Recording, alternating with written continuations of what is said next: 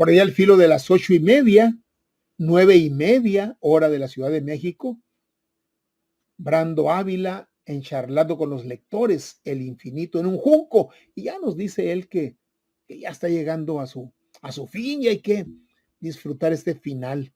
Brando ya tiene varias semanas intercaladas, pues, no semana tras semana, varias semanas compartiéndonos, pues, él ha sido muy reiterativo al decir, yo les estoy comentando lo que a mí me ha parecido interesante, pero pues cuando usted lo lea, seguramente va a encontrar otras cosas. Y así es, así la lectura. Así es que hoy, pues avanza ya casi al final de El infinito en un junco, charlando con los lectores. Brando Ávila por ahí, al filo de las 8:30, hora de Hermosillo. Ortomolecular Sonora. Las vitaminas y el suplemento alimenticio que tu cuerpo necesita. Presenta.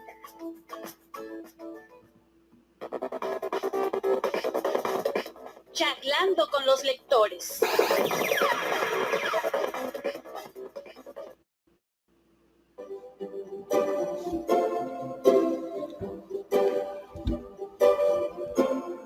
Buenas noches, Brando. Buenas noches, ¿cómo estás? Muy bien, ¿y tú? ¿Qué tal? ¿Qué tal? Bien, aquí. Oye, te has estado luciendo con las camisetas, ¿eh? ¿Por qué? Están bonitas. Gracias. También la de la semana, la de hace 2 semanas, estaba muy suave. Qué bueno que están gustando. Pero venimos aquí a hablar del libro, ¿no? Bueno, viene, sí, muy bien, adelante.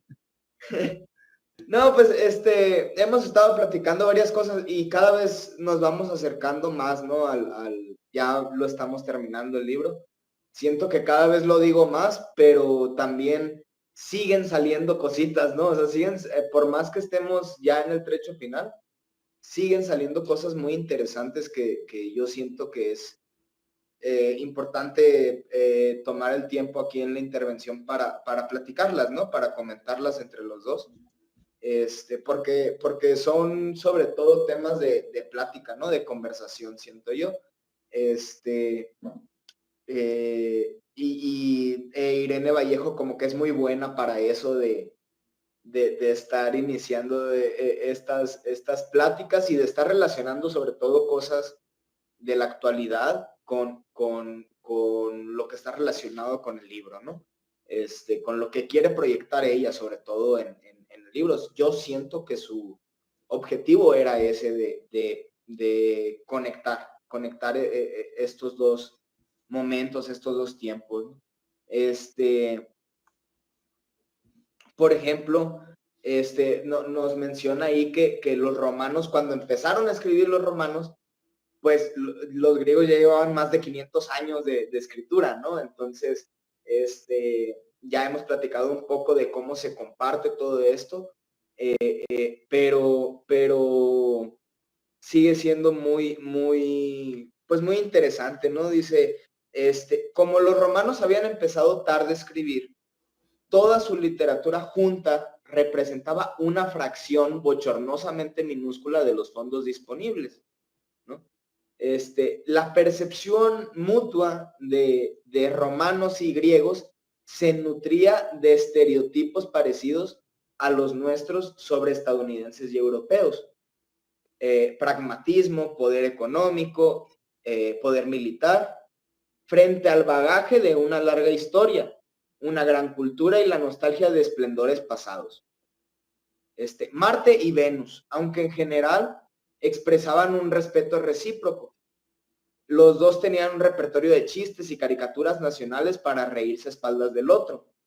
Puedo imaginar a los griegos bromeando en la intimidad sobre los legionarios brutos y descerebrados que no eran capaces de hacer una mísera inscripción sin faltas de ortografía, ¿no? Entonces, pues está eso como ahí presente, ¿no? Y luego, o sea, más adelante nos dice, las obras teatrales de Plauto y Terencio son algo más que simples traducciones. Ya no era su objetivo el simplemente traducir, sino ¿cómo puedo ser como lo más fiel, ¿no? a esta obra y sobre todo el popularizarla como propia, respetando a la otra cultura, ¿no? O sea, una cosa ahí un poco rara, dice, se presentan como adaptaciones fieles que respetan la trama de los originales helenísticos, manteniendo la ambientación en Grecia, pero en realidad son híbridos pensados para complacer al público ruidoso y festivo de Roma. Entonces, te digo, es algo muy curioso porque respeto de dónde viene y soy lo más fiel posible, pero con tal de que no sé si ese era el objetivo en ese tiempo, pero yo así lo pienso, ¿no? Con tal de que se propague esta información, con tal de que persista, lo hago al tiempo en el que estoy viviendo, ¿no? Le adecuo ciertas cosas para que fluya con la gente que lo va a recibir, ¿no? Esa información. Y se adapta al tiempo y se adapta al público, porque evidentemente el público griego y el público romano eran diferentes, ¿sí? Exactamente, ¿no? Entonces... Yo no sé qué tanto el público romano podía aguantar como lo hacían los griegos. Las horas de teatro, Brando, duraban 7 horas, duraban 8 horas. Y ahí estaba el público. O sea, por eso después degeneran los romanos y se entretienen, pero con el circo romano, ver pelear 2 gladiadores o un gladiador contra una fiera. O sea, son públicos diferentes. Totalmente distintos, ¿no? Entonces, es muy curioso, como mencionas tú, pues, pensar en cómo la misma historia los puede entretener, ¿no? En cómo sacan la misma la raíz para tener este punto en común. Porque, pues, eso eran, ¿no? Polos totalmente distintos, ¿no? Entonces, está muy curioso. Y dice... en la urbe, el teatro tenía que competir con otras diversiones populares como los combates de lucha libre, el funambulismo o las peleas de gladiadores. Por eso, casi todas las comedias giraban sobre un argumento básico e infalible. Chico consigue chica. Conste que no está hablando de las telenovelas de Televisa. Oye, no me falta poner chica pobre logra chico rico. Nomás eso le faltaba, ¿no? Dice, la gente esperaba que en cada comedia apareciera el típico esclavo astuto y embaucador que causaba mil enredos. Para agradar a todos, el final feliz estaba garantizado, ¿no? Pero por debajo de la epidermis frívola de estas obras romanas, había un ingrediente nuevo. A través de ellas, los espectadores se asomaban a la complejidad cultural del nuevo y ancho mundo imperial.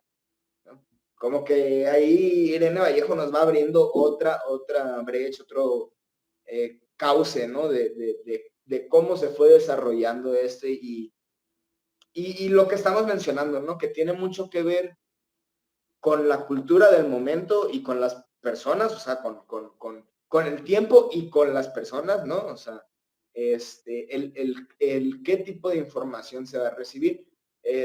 A mí, conmigo sintonizó mucho estas palabras de Irene Vallejo porque yo siempre he sido, yo siempre he pensado que la música que se escucha, lo que es popular para nosotros en este momento, en cualquier momento, o sea, lo que marca una generación, ¿no? Que se hace popular, es una representación de esa generación, ¿no?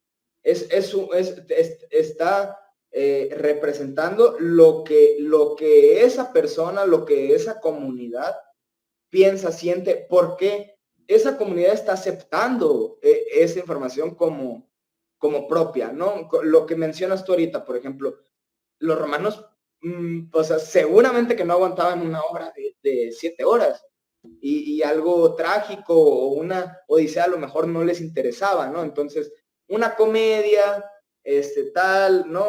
Con ciertas adecuaciones que pueden entrar en la cultura y eso era lo que ellos aceptaban y seguramente era muy criticado por los griegos, pues, o sea, ¿no? Era algo total, no, esto no es mío, lo están haciendo mal, esto y esto y esto. Pero la cosa va en que sintonizó mucho conmigo porque para mí el teatro, la música, el cine, son representaciones de lo que la sociedad es, ¿no? En ese momento. Muchas personas con las que yo he tenido conversaciones creen o su punto de vista es que la sociedad se moldea a partir del cine y de la música que se está escuchando y de toda esta información, ¿no? Que está a la mano. Yo no sé si hay un poco de los dos juntos, ¿no? Pero yo no lo veo así, yo lo veo como la música que se escucha, el cine que se está viendo, todo las bellas artes que consumimos y propaganda de tal, va en raíz de lo que la sociedad acepta y de lo que se sabe que la sociedad está pues a gusto, conforme y que los va a entretener, porque no deja de ser entretenimiento, ¿no? Entonces, es un tema muy interesante el que estás tocando y que evidentemente hay mucho debate, ¿no? Hay mucho debate, o sea, ¿qué influye a qué? ¿No? Si la sociedad como es hace que el compositor, hace que el dramaturgo, hace que el cineasta, hace que el escritor de novelas haga adaptándolo a ese gusto, ¿sí?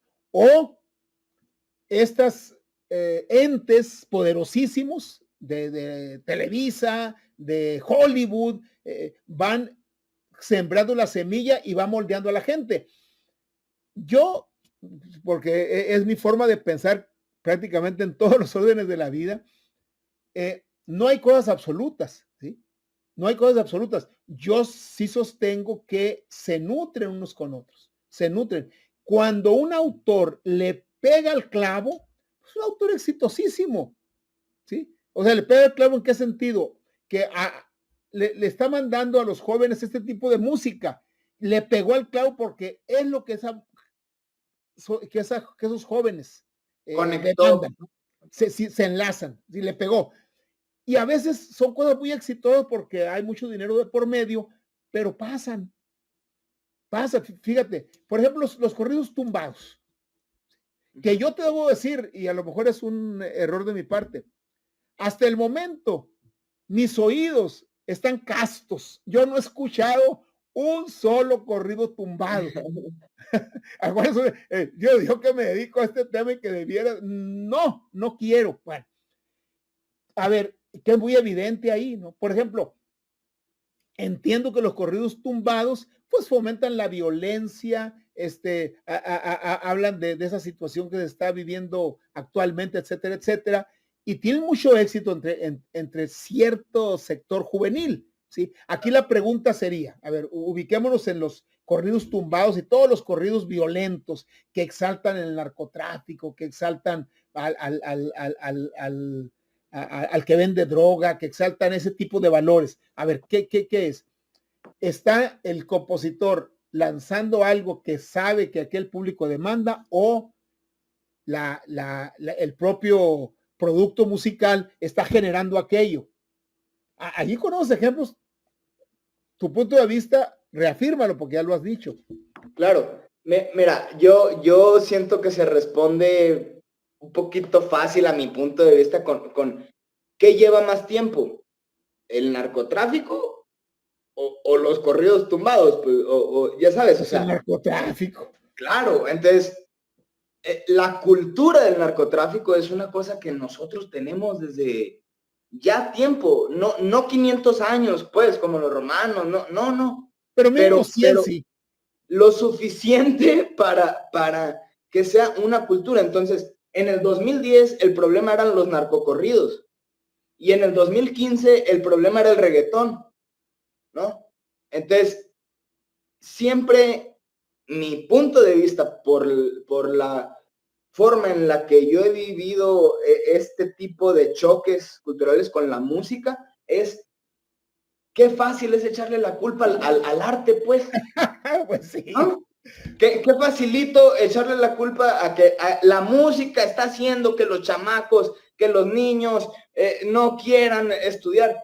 No tenemos un sistema educativo bueno desde hace no sé cuántos años. Los niños no quieren estudiar porque no hay interés de estudiar, porque la cultura lleva ya tiempo. Entonces, los mismos Tucanes de Tijuana tienen canciones haciendo la alusión al narco, ¿no? Y no celebrándolos, no, yo no lo veo como celebrándolos, pero como que es una realidad que no se puede evitar y que alguien va a hablar de ello, ¿no? Entonces, es algo inevitable, es un elefante rosa muy grande en el cuarto, ahorita el narcotráfico, ¿no? Entonces, en México, es un tema que, pues, tienes que conocer, pues, ¿no? O sea, si estás viviendo en este país, tienes que tener cierta noción de lo que está pasando, ¿no? En tu país. Entonces, es tanta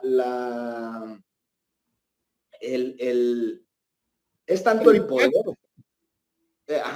es tanto el poder ya que tiene el crimen organizado, es tanto ya los recursos que tienen, que la música va dirigida ya a personas que no tienen los valores que tenía antes el jefe del narcotráfico, pues, ¿no? O sea, que había parámetros y había valores, en verdad que sí, los había. Había códigos que se respetaban. Códigos, sí, más que valores, pues vamos a llamarles códigos, ¿no? Pero los había, pues. Entonces, la música ha cambiado porque nuestra cultura es otra y es algo inevitable, pero, o sea, ahí está la pregunta, ¿qué cambió primero?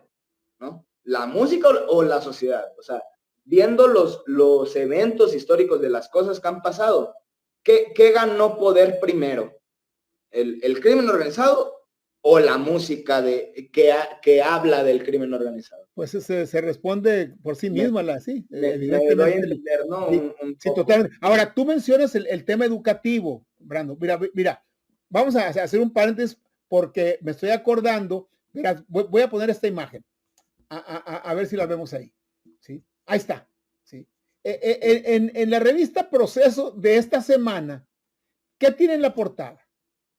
Bajo aprendizaje, deserción, opacidad, clientelismo. ¿Sí se alcanza a ver ahí? Sí, sí, yo alcanzo a ver más el modelo escolar de la 4T, ¿no? El modelo escolar de la 4T, ¿sí? Sí. Mi beca para empezar, fíjate, pero es beca nomás, no hay educación. Luego, acá vámonos a donde viene, que es el reportaje principal. Denuncia de expertos, ¿eh? No estamos hablando de cosas inventadas. Sí. Denuncia de expertos. Con AMLO, mayor crisis y estancamiento de la enseñanza en México. ¿Sí? Y les leo nada más la introducción al reportaje. Dice, especialistas en educación coinciden en que la reforma impulsada por el entonces presidente López Obrador ha creado una crisis educativa, el bajo y desigual nivel de aprendizaje en general, ausencia de organismos de evaluación, opacidad en los resultados de los nuevos modelos, incremento en el número de becas que agravan las desigualdades, preparación técnica deficiente ante la demanda laboral, falta de capacitación a los maestros y recorte presupuestal se han traducido en un país con un nivel educativo de secundaria. Sobre esto la SEP declinó hacer comentarios. Entonces, tú ahorita lo dijiste porque estás enterado, pero pues ya hay voces que están alertando esto, ¿sí? Ahora, esa gente con bajo, esos niños, esos jóvenes, con una bajo bagaje cultural, con una baja formación, con una bajo valores, pues son presa fácil Claro. de música sin calidad. Ya no hablemos de la temática, hablemos de calidad. ¿Sí? Hablemos de calidad. El otro día me mandaron un chiste ahí, un amigo de Oaxaca, es nuestro escucha frecuente aquí. Dice, señora, no golpea a su hijo. ¿Por qué lo está maltratando? Eso es maltrato infantil. ¿Por qué le pega? Y le dice la señora, es que este muchacho dice que el reggaetón es mejor que Fred Mercury. ¿Qué? Dice mi amigo. Péguele, señora. Entonces, Sí, bajo nivel escolar, pues entonces los estándares culturales se satisfacen con muy poco. exacto, exactamente. Y esa es la cosa, ¿no? Porque hay una ventana de oportunidad en donde mucha gente adulta se está y ahí es donde yo creo que se conectan estas Aprovechando. cosas de que se están aprovechando de que hay un producto que la gente quiere consumir, ¿no? Entonces, sí es donde llega esta intersección de que se conectan las cosas porque los niños consumen pues lo que hay en la casa. Entonces, si el adulto, el papá de 18 años, 19 años está escuchando lo que esté diciendo, lo que esté escuchando y lo que esté pensando, va a transmitirse al niño, ¿no?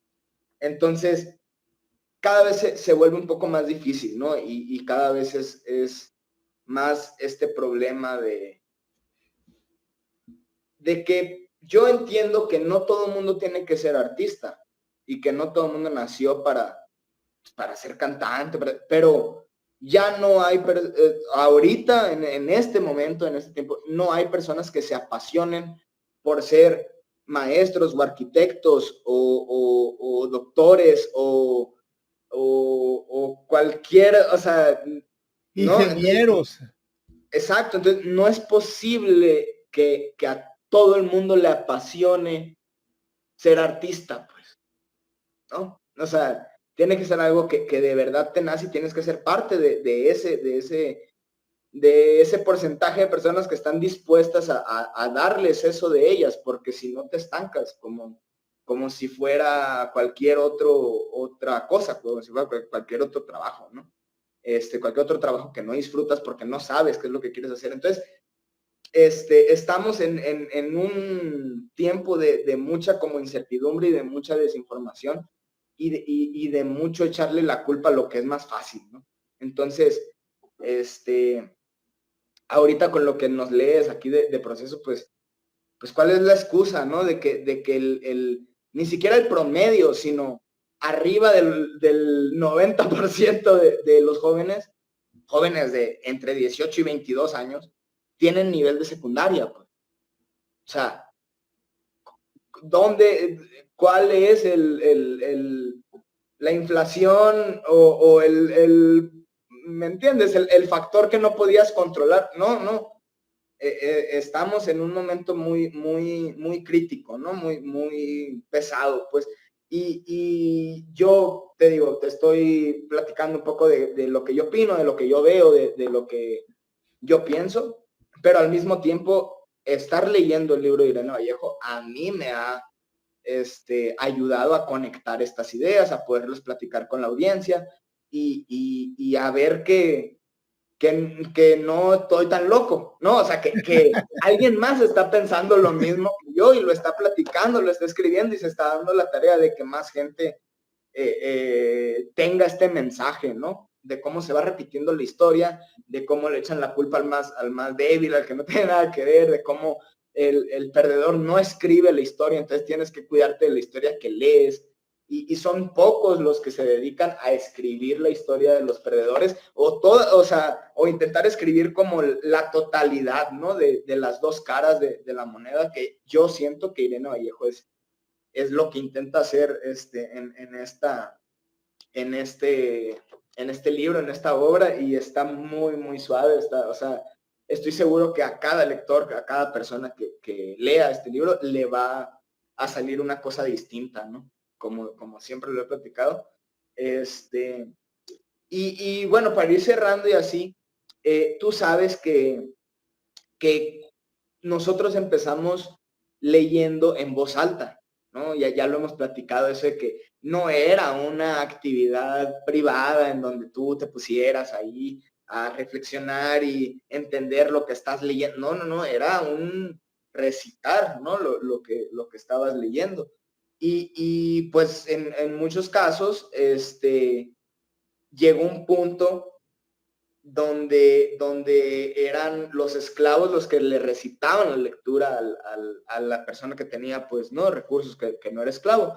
Nos dice Irene Vallejo, dice, como ya he explicado, la lectura antigua no era el acto mudo que hoy practicamos, salvo llamativas excepciones. Entonces se leía siempre en voz alta, incluso en privado. A ojos de los antiguos, la operación de hacer sonoras las letras escritas encerraba un hechizo inquietante. Las más antiguas creencias enseñaban que el aliento era la sede del espíritu de una persona. En las inscripciones funerarias tempranas, los muertos rogaban al paciente, préstame tu voz, dice entre comillas, para revivir y anunciar quién yacía en el sepulcro. Los griegos y romanos creían que todo texto escrito necesita apropiarse de una voz viva con el fin de completarse y alcanzar su plenitud. Por eso, el lector que paseaba su mirada por las palabras y empezaba a leerlas, sufría una especie de posesión espiritual y vocal. Su laringe a otros individuos era como un instrumento vocal, es decir, los ponía a su servicio. Ser leído en voz alta significaba ejercer un poder sobre el lector, incluso a través de las distancias del espacio y el tiempo. Por eso, pensaban los antiguos, resultaba adecuado que los profesionales de la lectura y la escritura fuesen esclavos, porque su función era precisamente servir y someterse. Entonces, llegar a ese punto de que lo ves como que esta persona solamente es un instrumento. Ahorita yo soy un instrumento, ¿no? Para tu audiencia de este libro y se está transmitiendo. Es algo, pues, muy interesante y te vas dando cuenta, ¿no? De cómo son, de cómo puedes, vas conectando muchos puntos. El libro está muy interesante. Entonces, te digo, hay mucho para platicar. Pudiéramos seguir, ¿no? Aquí mucho tiempo. Pero lo importante es hacer estas diferencias, ¿no? Tanto las comparaciones entre qué tanto nos parecemos en los aspectos malos, como en los aspectos buenos en qué estamos fallando, ¿no? Porque nosotros pensamos en esclavo y pensamos en una cosa muy específica, pero los esclavos de los griegos, los romanos, eran gente culta, eran gente, pues, que ahorita para nosotros en definición no es un esclavo, es una persona libre de pensamiento, ¿no? Y te vas a los esclavos que nosotros conocemos en Estados Unidos, en la última época, y son personas realmente libradas o sea, que les quitan su libertad y su forma de expresarse y que nada más son un instrumento, ¿no? Y que ellos no se prestan para hacer ese instrumento y que no están transmitiendo ningún mensaje importante, ni es ese instrumento de que nosotros estamos hablando de servir y de dar, pues, ¿no? En un mensaje de literatura, sino una cosa totalmente deshumanizada. Entonces, eso para mí es lo importante, ¿no? Cada vez, te digo, nos vamos acercando más Muy bien, al final del libro, pero mientras sigan saliendo cositas, pues yo los voy a estar comentando. perfecto. Muy bien. Acá dan una opinión, mira. Excelente participación de Brando. Qué bueno que les gusta. Qué bueno que le está gustando.